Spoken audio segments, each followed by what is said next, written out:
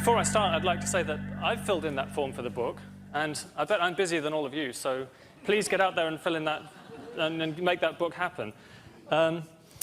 Looking out at all your eager faces this morning, it looks to me as if there was a party last night to which I wasn't invited. So what's this about, Andrew?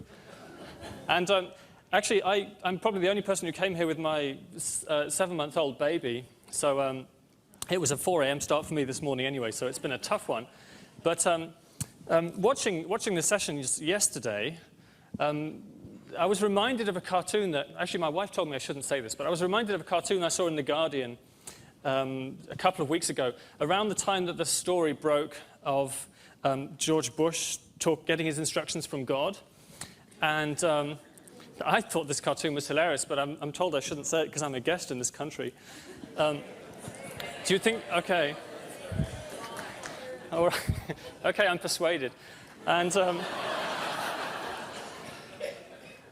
so George Bush is there kneeling on the ground under this great big cloud, and he's just received his instructions from God about, tax cuts for the rich, invade any Arab country you want to, that kind of stuff, all on a big tablet of stone.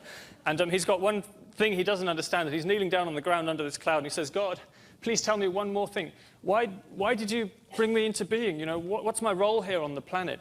And God replies to him, he says, well, I'm trying to disprove the theory of intelligent design. So that...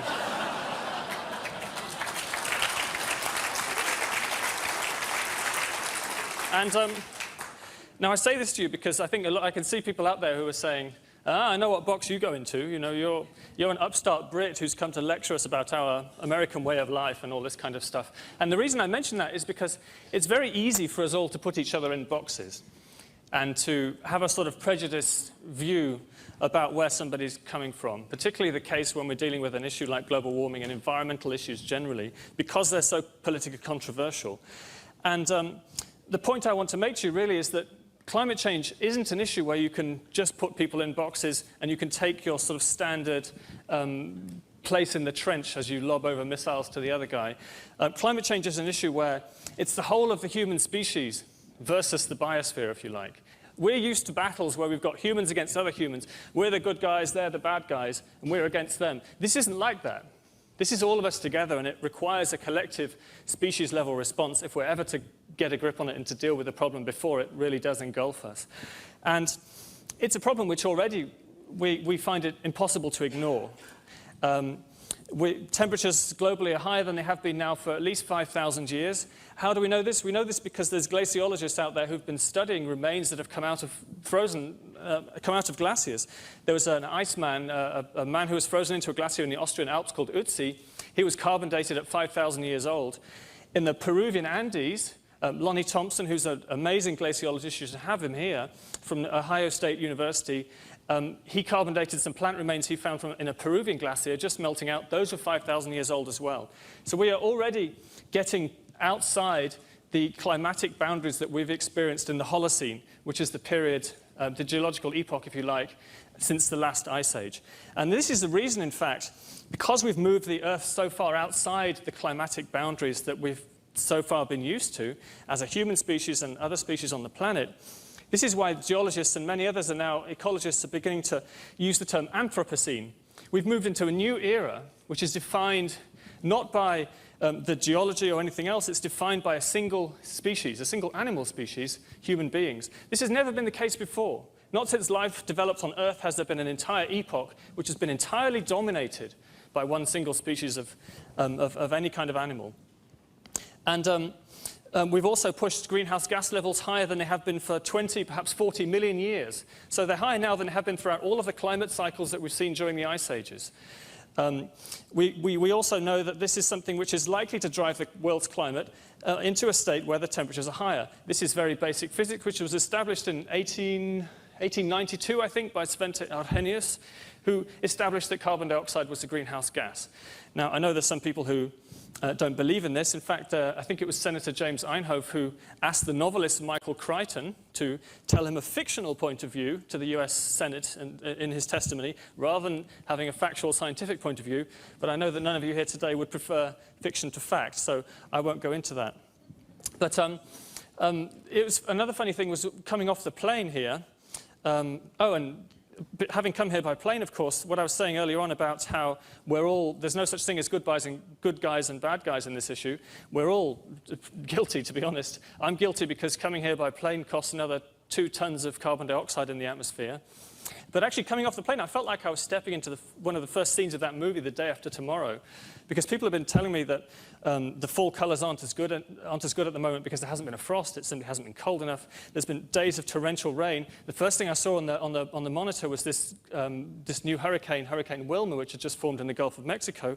I've since seen that this has become the strongest storm ever monitored on the Atlantic Basin. It reached central atmospheric pressure in the eye of about 881 millibars. That's a lot. That's about 4 or 5 millibars lower than Hurricane Gilbert in 1988. So records are being set all the time. And it's quite clear why this should be. Now, perhaps you could say, well, these are all anecdotes, and the plural of anecdote doesn't equal data. That's true. But anecdote does, in fact, support data when the data has already been established. And that's what I've tried to do with high tide, was to get the scientific research done at the beginning to establish that I'm going to the right places, but try and give a sort of emotional depth, if you like, try and give a bit of human experience to the edge of this science, because you don't persuade people that we've got a problem here by putting lots of graphs and lots of facts and figures. You persuade people by telling them stories about how this is already affecting other people. And that's what I was sort of trying to do with the book. That's, in fact, the job that any journalist tries to do. Now, I'm going to start off by, I'm going to fly there, actually, in an environmentally friendly way, courtesy of Google Earth. Now, we're starting here at my house in Oxford. It's in the North Oxford there. We have very bad resolution. If there's anyone from Google Earth listening, we've got very bad resolution of Oxford, so please sort that out. And here we are. We fly out of the UK. No emissions here at all. Don't you just love Google Earth? Over the north side of South America and down onto the spine of the Andes. This is the continental divide of the Peruvian Andes here. A beautiful glaciated mountain range, which contains huge reservoirs of water, which is very important for the Peruvian people. And there's me in the wrong way around. I'm putting my socks on there. My socks are frozen. This is at 5,000 meters, which in feet is probably 17,500, 18,000. And we just bivouacked the night here, me and my climbing partner. And the reason that we'd done that was to return to a place where my father had been 20 years beforehand. Now, apologies if some of you already know this because you've seen the book, but this picture isn't in the book, so this will be new. This is a picture that my dad took in 1980, and we went back to exactly the same place, and even this same rock in the foreground here, so we were very clever to find it, I have to say. And there, look at the difference between those two pictures. You can see there, and this, by the way, to give you a sense of scale, that's at least a half kilometre or so of glacier, plus this whole icefall here in the foreground had just simply melted away in the space of, one single generation of my family. So you can see how rapidly, if you take geological time, how rapidly these changes are already happening.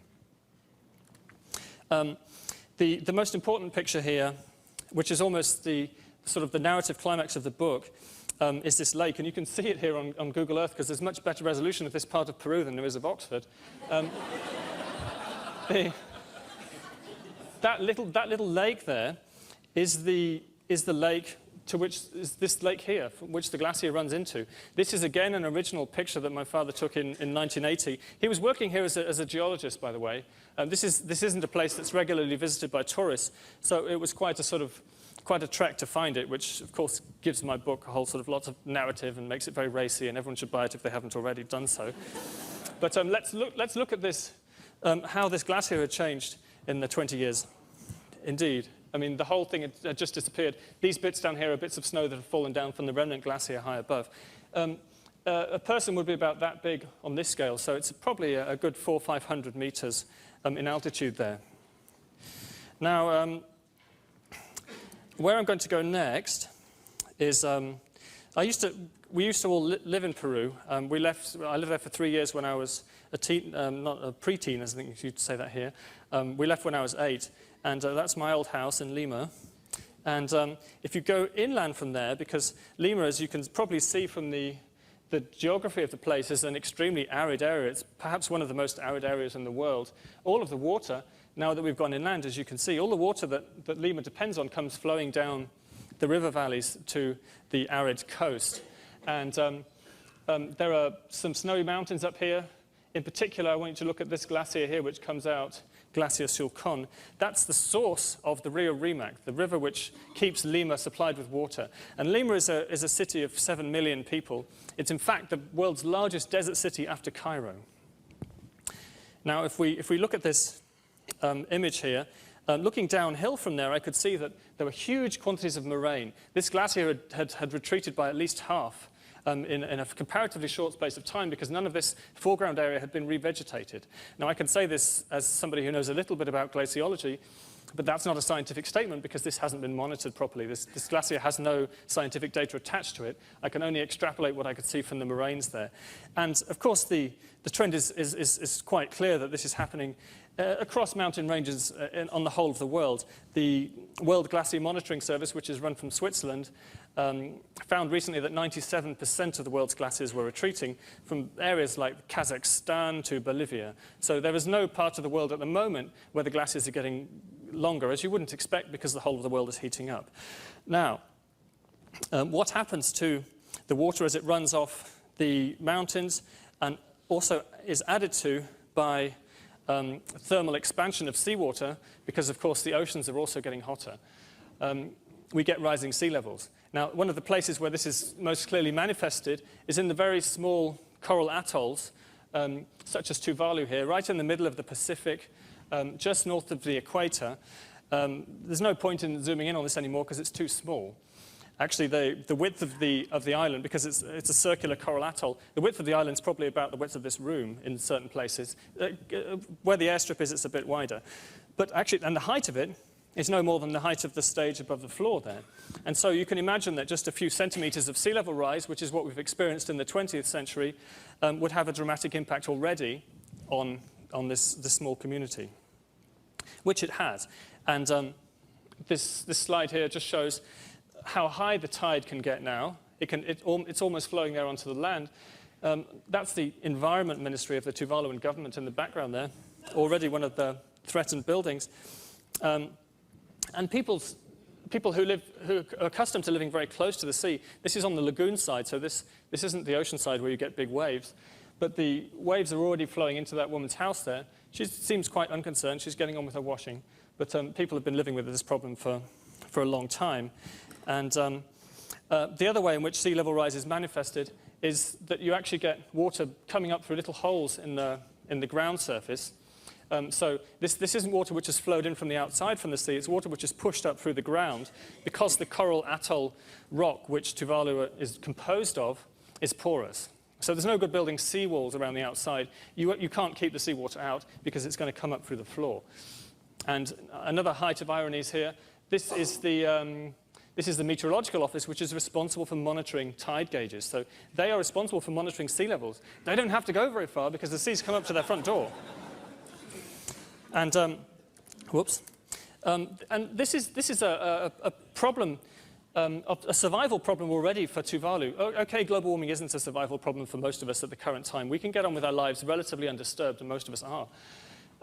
But this little island here had coconut palms on, if you can imagine. This was a forested, inhabited, not inhabited, but people used to come here and fish and gather coconuts and so on.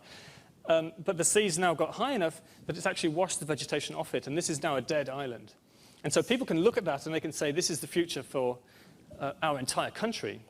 And the first Prime Minister of Tuvalu, because it's not been independent for very long, told me that he was actually moving people off the islands to New Zealand now for a new life because they're planning for the geographical extinction of their entire country. Now, this is an unprecedented event, and it's a difficult one for us to get our heads around. And truth be told, there isn't much we can do about this because this is such a long and slow process. I want to go north to Alaska now. So we're going north up the Pacific here. Now, we're going to the peninsula seaward peninsula on the very north, on the western side of Alaska here, a very small barrier island. Most of the time this is all frozen up with sea ice. But what's happened more recently is that the sea ice hasn't been forming as early. And apparently the same phenomenon is happening. I'm not familiar with this part of the world particularly, but I've been told that old people who live around here in Maine would tell you how the bay used to freeze over and they could walk across it or so on. This doesn't happen anymore. Ditto with Alaska. So what's happening now is that houses which are built on the edge of this barrier island are now falling off the edge of the cliff because now that the sea ice isn't there, the waves are eroding the sandy soil. Just one impact out of many.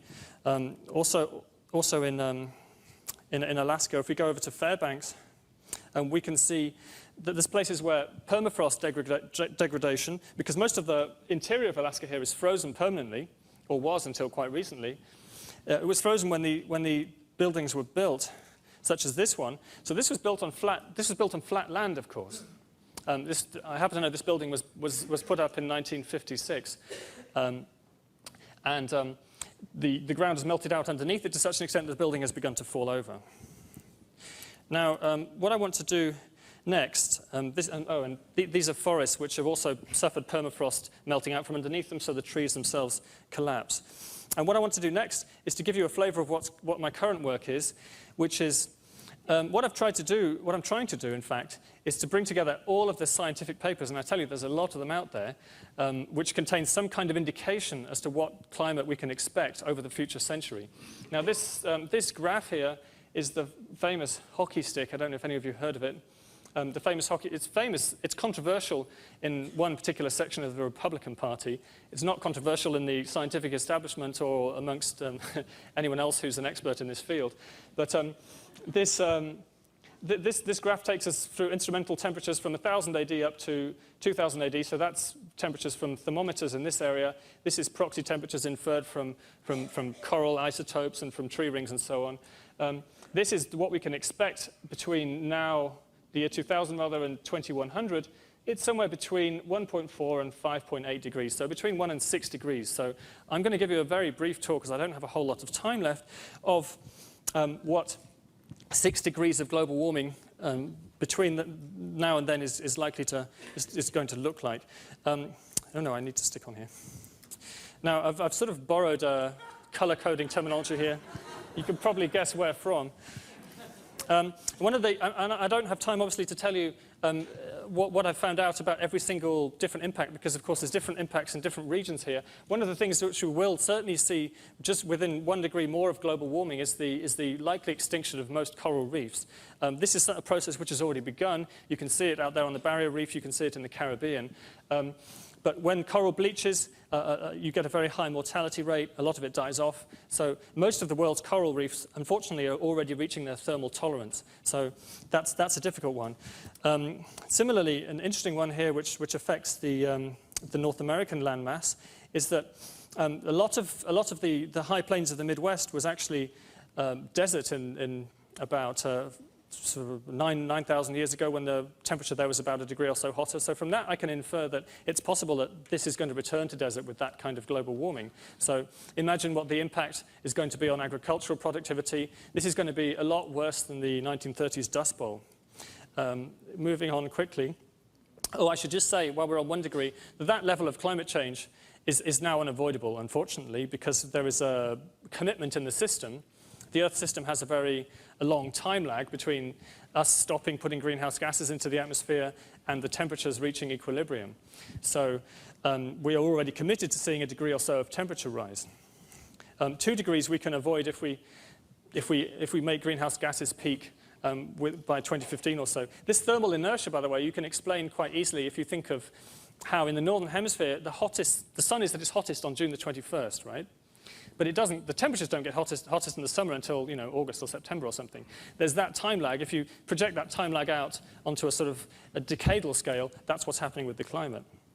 We will lose some very precious biodiversity hotspots within 2 degrees, including the Sundarbans, which are the last refuge, one of the last refuges of the Royal Bengal tiger, also the Peruvian glacier I was showing you.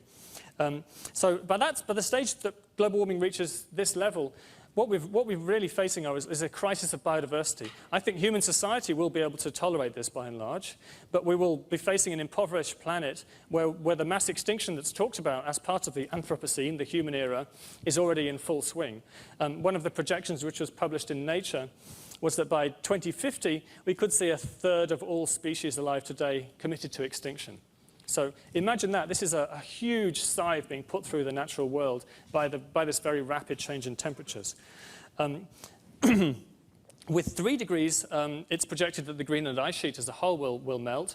2.7 is the sort of magic number that they've come up with, that if it switches over that, then the ice sheet as a whole will go into irreversible melt. This is a very pretty picture, by the way, taken by a friend of mine who had the good fortune to be on Greenland very recently. This is a meltwater lake. You can see the cracks in the ice here.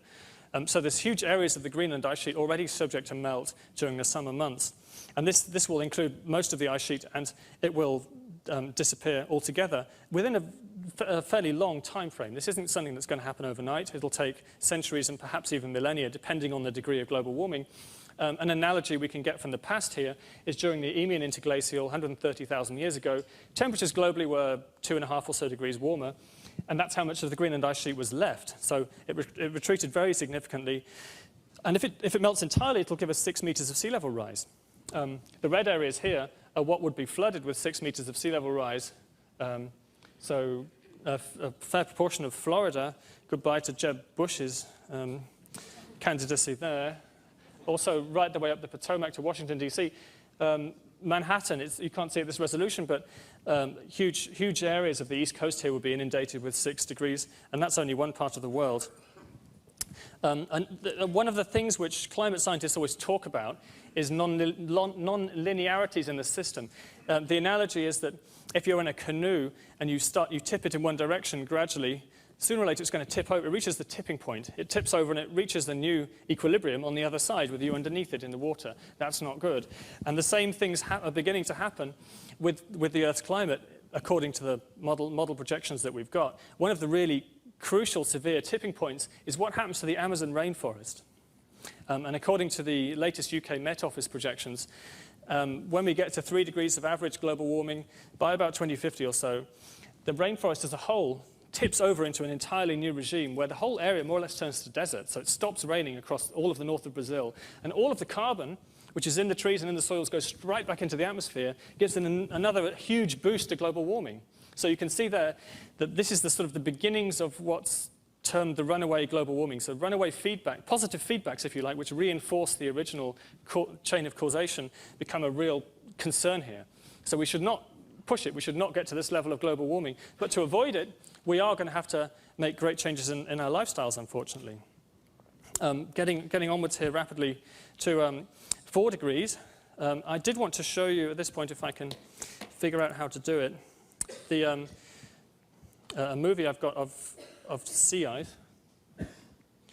Now, very quickly, the blue here is permanent sea ice during the summer. You can see it all right, can't you? And this is during the 20th century, so these are fluctuations we've already experienced. This goes very rapidly, I'm afraid. But you can see here into the 21st century, it's in decline. In the middle of the century, it's gone down by about half. By 2080, it's disappeared. So that's the end of the northern polar sea ice in the summer months. So all of the marine mammal ecosystems which you are familiar with, such as polar bears and so on, are extinct by that time. Probably a lot earlier, actually, because the sea ice will be that far off the continental shelves that many of the animals, like walruses and so on, which depend on sea ice, won't be able to survive. Now, 5 degrees, we don't necessarily experience this. If you remember back to the graph, this is a pessimistic projection here. The Earth may be not so sensitive to greenhouse gases, so maybe we can keep on pouring them into the atmosphere. Maybe we won't get to 5 degrees. I can't tell you for sure. Neither can anyone else. Do we want to take that risk? Well, if we do, one of the things that's going to happen is this whole area here of glaciated mountains in the western side of the Himalayas, the Hindu Kush, all of and the Karakoram over there, all of this is the source of the Indus River. Incredibly important. This is what keeps Pakistan going. 100 million people or so, I don't know how many people live in Pakistan, but the whole breadbasket of that area and the Punjab and so on all depends on the runoff from this area. Now, the glaciers will certainly have disappeared almost entirely with 5 degrees of global warming because that's aggravated at higher levels. So we've got, by this time we've got substantial population movements of tens and hundreds of millions of people. And what I'm trying to do for this new book, 6 Degrees, which I'm working on, is I'm thinking of subtitling it A Survival Guide to the 21st Century, because what's coming up in my research is that there's parts of the world which will be inhabitable, and there's parts of the world which won't be inhabitable if we push the Earth's climate this far. And I'm sort of one of the few people in possession of this information, but I'm going to be putting it out there in a book. And, what are we going to do? It's a survival guide in the sense that, are we going to simply try and move people to places which are inhabitable still? In which case it's going to get very crowded, given that we're going to have sea level rise right around the world's coast. If it reaches some of the extents which are projected, that's many, many different cities are threatened, from Bangkok to New York. And again, we simply have to take this issue a lot more seriously. One of the things which we've already seen here, this is the collapse of the Larsen B ice shelf off the Antarctic Peninsula. And this is basically happening because the warming temperatures are reaching down closer and closer to the Antarctic continent. Now, one of the sort of scary scenarios of that is that the West Antarctic ice sheet itself could begin to melt irreversibly as well. That would give us another 4 or 5 meters of sea level rise, because the ice sheet is grounded below sea level. Actually, when you see a picture of the Antarctic, you're used to seeing this sort of rounded shape. Actually, a lot of the western side of it would just be islands if you didn't have the ice sheet. It's below sea level where the ice sheet meets the land. And so actually the sea, as it warms up, could flood in there. That could give a very rapid boost to sea level rise. Is that going to happen? No one can say for sure. In fact, that's the picture I was just referring to.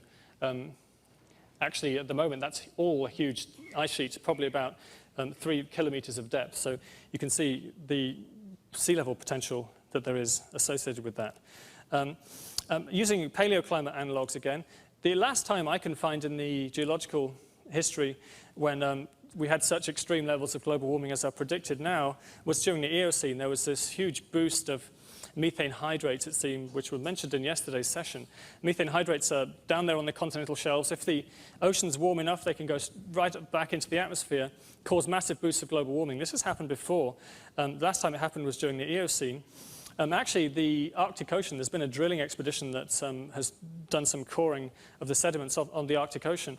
And those have found that the temperatures in the ocean there are about 20 degrees centigrade. So temperatures were almost tropical at the Arctic. You had crocodilians living in the northern parts of Canada and so on and so forth. As we get up to 6 degrees, I don't know what's going to happen here. Look back in the geological timeline, you get into complete mass extinction scenarios, such as the end Permian mass extinction, where 95% of life was wiped out. So we probably don't want to go there. I could go into what the ramifications of that are. But it's important, I suppose, that we simply take a check at this point and say, okay, I can't assign any probability to any of these outcomes. It all depends on the choices that we all make in our everyday lives in terms of how we're going to go on living. Are we going to keep on pumping more and more greenhouse gases into the atmosphere? Or are we going to take seriously the problem as it arises now? It's a very difficult thing for humans to do, because we're sort of hardwired not to take slow processes seriously. It's a bit of a cliche, this analogy of the frog being boiled in the pot. But it's sort of true that if you raise the temperature slowly enough, at no point does the frog go, shit, I've got to get the hell out and jump out of the pot. That's sort of what's happening to us all.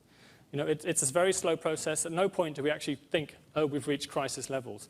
Now, in my reading of this, we have already reached crisis levels, and we do need to take it seriously. And I see I've run out of time, so perhaps we can talk about more about this in the interactive period. But this is the plea I would leave you with, is that this is an issue which needs to be number one in the political hierarchy. It doesn't need to be off the scale. We've got to take this issue much more seriously if we are going to survive, not just as a species, but as a planet. Thank you very much.